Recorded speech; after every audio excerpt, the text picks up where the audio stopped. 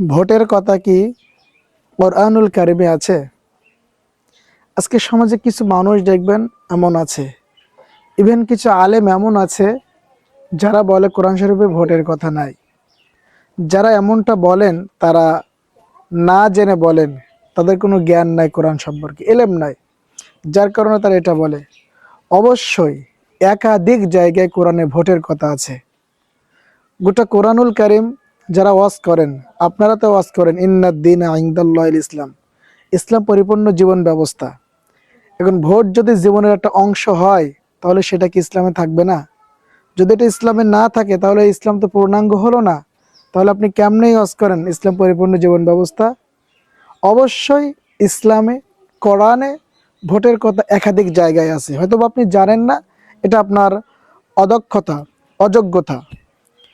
যেমন আমি যদি আপনাদেরকে বলি, ভোট এটা কিন্তু কোনো বাংলা শব্দ নয়, এটা অ্যারাবিক কোনো শব্দ নয়, এটা হলো একটা ইংরেজি শব্দ। ভোট, ভিওটি, ভোট, এটা ইংরেজি শব্দ। এটার বাংলা হচ্ছে সমর্থন করা, সাক্ষী দেওয়া, অনুমতি দেওয়া। তো এটা যদি হয়, তাহলে কোরআনুল কারিমে কাকে সুপারিশ করতে হবে, কাকে সমর্থন করতে হবে, কাকে সাপোর্ট করতে হবে আছে না? অবশ্যই আছে। যারা আমার ভিডিওটা দেখছেন, ইসলামের জন্য আপনারা শেয়ার করে দেবেন। আল্লাহ বলছেন সূরা নিসার 85 নম্বর আয়াত, মাই ইয়াশফা শাফাআতান হাসানাতান ইয়াকুল্লাহু নসীবুম মিনহা ওয়া মাই ইয়াশফা শাফাআতান সাইয়্যাতান ইয়াকুল্লাহু কিফলুম মিনহা। যারা আলিম আছে তারা জানে আয়াতের ব্যাখ্যা কি।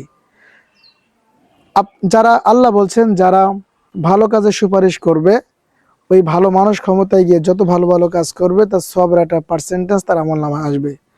অনুরূপভাবে যারা খারাপ কাজে সুপারিশ করবে আর ওই খারাপ কাজ প্রতিষ্ঠিত হয়ে যত অন্যায় অপরাধ হবে, যত গুনাহ হবে, তার একটা আমলনামা, আপনার গুনাহ আপনার আমলনামায় ট্রান্সফার হয়ে চলে আসবে।